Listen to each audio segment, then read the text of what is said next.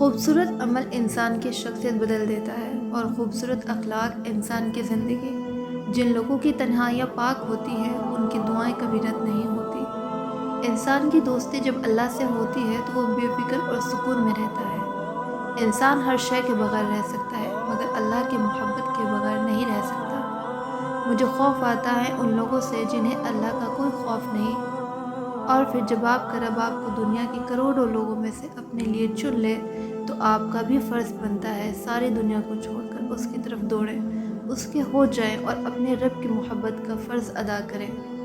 تم وہ کرو جو اللہ چاہتا ہے، پھر وہ ہوگا جو تم چاہو گے۔ جن کو یہ علم ہو جائے کہ اللہ بہت غور سے سنتا ہے، وہ اپنی کہانی پھر کسی اور کو نہیں سناتے۔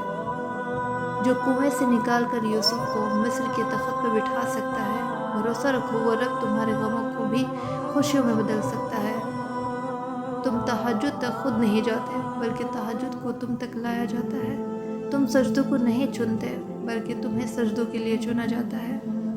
دل اتنا مضبوط تو ہونا چاہیے کہ اداسی اگر بے بس بھی کر رہی ہو تب بھی اللہ کے سوا کسی سے بات نہ کی جائے۔ تم مسجد جا کر اپنی محبت کا ثبوت دو، اللہ تمہیں کعبہ بلا کر اپنی محبت کا ثبوت دے گا۔ اللہ کہتا ہے میں تمہارا گمان ہوں، تم جیسا سوچو گے مجھے ویسا پاؤ گے۔ یاد رکھو اللہ سے تمہارا در چھپا ہوا نہیں ہے، کیا خبر آج ہی اس کا خون ہونا ہو۔ اپنے سب راز اس رب کو بتایا کرو، یقین مانو اس سے بڑھ کر پردہ رکھنے والا کوئی نہیں۔ راستوں کو تلاش کرتے ہو، راستے بنانے والے کو کیوں تلاش نہیں کرتے؟ وہ اللہ سب جانتا ہے، دلوں کے حال بھی اور خیالوں کے راز بھی۔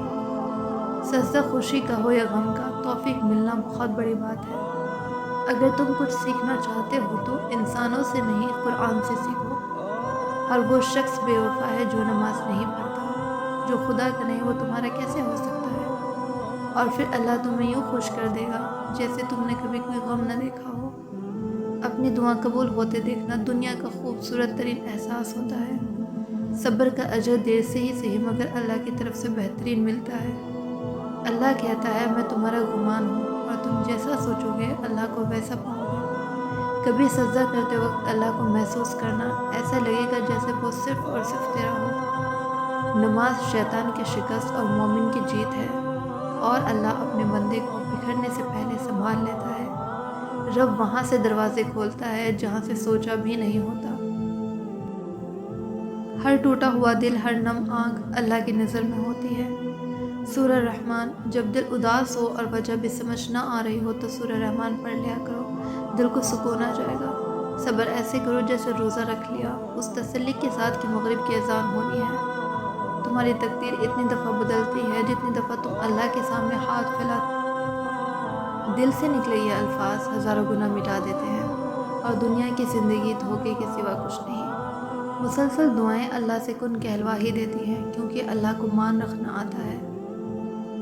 اس سے پہلے کہ مٹی کا بدن خاک بنے، باوضو ہو کے مصلی پہ جوانی رکھ دو۔ جب خالی خود میسر ہے تو پھر مخلوق کے سامنے رونا نہ شکری ہے، نہ قدری ہے۔